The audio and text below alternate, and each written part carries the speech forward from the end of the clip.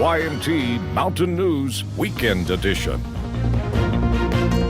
Good morning and happy Saturday to you. I'm Connor James. Today is June 8th. Let's check in with meteorologist Kelly McShane for a look at your forecast this morning. And Kelly, just can't escape that rain. No, Connor, it seems like we cannot. It's been raining for the last few days, and unfortunately, more rain is to come. I'll continue to track that this weekend, but right now, WYMT Studios, looking outside of our front door, it is a very soggy scene out there, but I think it's just drizzling very lightly out there, so at least we're getting a little bit of a break from that moderate rainfall. Here you can see on satellite and radar, most of eastern Kentucky just dealing with that light drizzle, a little bit heavier rainfall up to our north near Rowan County, but check it out, Cumberland Valley looks pretty dry right now, so that's definitely some good news for those folks. Flash flood watch in effect until 12 a.m. for your Monday. That's early on Monday, so this flash flood watch is going to extend throughout the weekend as we could see more localized high water issues. We'll continue to keep you all updated on those as we get any reports. Visibility though, not too bad this morning. A few areas of fog, patchy fog throughout the mountains, especially into those valley regions, but overall visibility not doing too bad. Just those slick roadways to deal with this morning. Your weather headlines, we do have that flash flood watch. Once again, going to continue to update you on that as we continue our severe weather alert day coverage. Soggy weekend on the way, but will that sunshine ever return? The answer seems like it's no, but I promise you it is coming, and I will tell you when in just a few minutes, Connor. All right, be looking forward to when that sun comes back. Thanks, Kelly. Well, rain pummeled several areas in Kentucky. Powell County saw swift and fast rising water Thursday. Nick Oliver spoke to one couple who had to be rescued before the flooding got out of hand. The nonstop rain has not been kind to those living in the High Rock Road area of Powell County. It'd be way up here on me. During Thursday's rainfall, Josephine Lane says the water came up fast. She says 4 feet overtook her home within 45 minutes, all with her wheelchair-bound husband on the inside. They had no choice but to stay. I cried and prayed. Me and him both did, because we was all there by ourselves, just me and him. She says a call to 911 later, a group of firefighters rescued them. They came back later to find this: her garden gone, her green grass now a mud pit, her yard a neighborhood lost and found, and loads of river rock now making her yard their new home. But there was one item that the rain thankfully did not invade. I'm just so grateful to God that I've got a home. Right here, I've lost about 6 or 8 feet of property. Tracy White was not so lucky. The heavy flow of the once small creek claimed a section of her yard, killing her chickens in its path, even damaging the inside of her home. With the creek being so close to my house, I'm afraid it's going to happen again. With the rain still in the forecast, these neighbors are not out of the clear yet, but say when this does happen again, they will be ready. In Powell County, Nick Oliver, WYMT Mountain News. The flooding has also made road and power crews in Powell County busy. Yesterday, they were replacing downed power lines and removing debris from blocked culverts in an attempt to keep the waterways open in case they do see more flooding. And a rate increase just went into effect this week for nearly 5,400 customers in Floyd County using the Southern Water and Sewer District utility. The average customer will see a 42% increase on their bills. Now, county officials say most of the problems they have now begun years ago.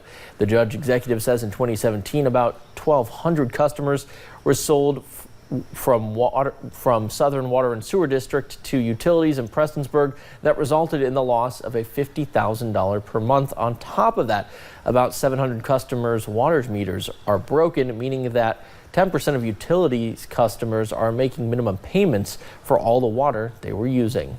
Without a rate increase, the utility will fail. When you have a negative cash flow of $40,000 or $50,000 a month, there's no way to sustain the business going forward. Once all the water meters have been replaced, the Public Service Commission will reevaluate the increase. All utility managers and board members have been replaced within the last 6 months. The Southern Water and Sewer District remains under investigation by the Attorney General's Office and the Public Service Commission. Well, today, people in need of health, vision, and dental checkups can make a stop by the East Perry Elementary School here in Hazard. Yesterday, volunteers started setup for the remote area medical clinic, also known as RAM. They plan to serve hundreds of people that begin parking at East Perry Elementary at midnight. They started handing out tickets at 3 a.m. and doors opened officially at 6. The doors are open and they still have capacity for all services. The services include, like we said, dental, vision, and medical. And over in Clay County, a man is accused of fighting deputies. Deputies say they were on Crawfish Road when a van almost ran them off the road. They say they found 40-year-old Timothy Smith inside the van, passed out. He appeared highly intoxicated. He refused to get out of the car. When deputies pulled him out, they say he got aggressive and started fighting them. Smith is facing several charges, including DUI and first-degree assault.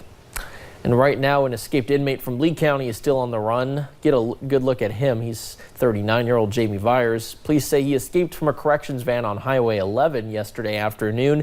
He was serving a sentence for burglary and assault.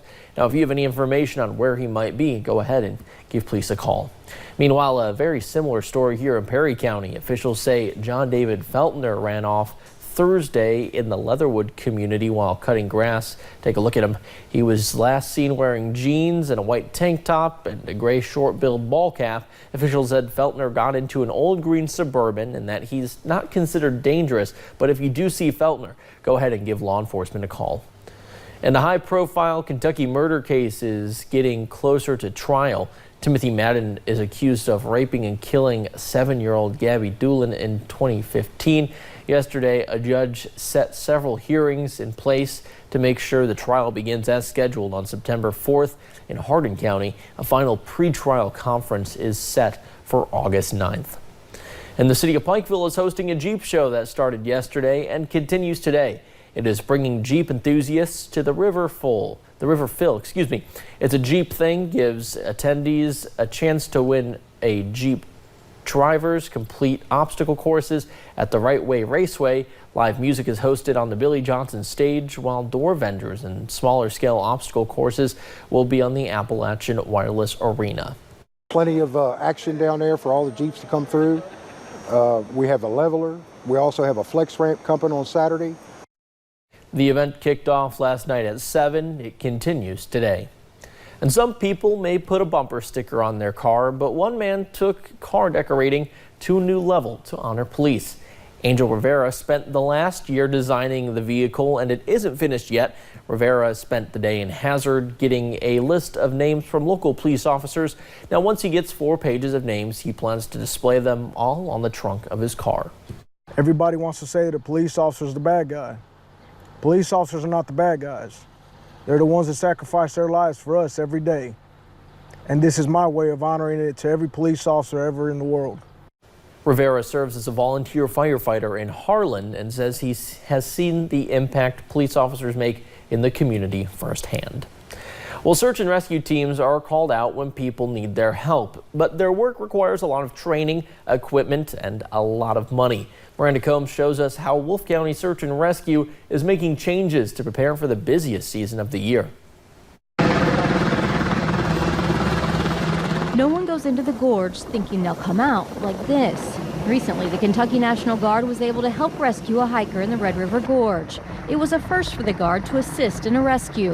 And now we're starting to use that resource to assist us with rescue operations where they brought in a Black Hawk helicopter and then airlifted the patient out. They need the help right now. Wolfe County Search and Rescue is low on funds, but that's nothing new. You're talking $300 to $400 for a nice shell jacket to keep a team member dry, and we have 40 team members, so you can do the math, and that's just a jacket.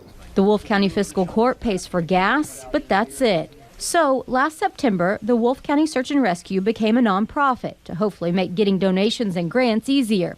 But it's still slow going because all 40 of them are volunteers and don't have a lot of time to ask for money. Even though we may have a truck, that truck's currently stored at my home because we don't have a squad building to put it in.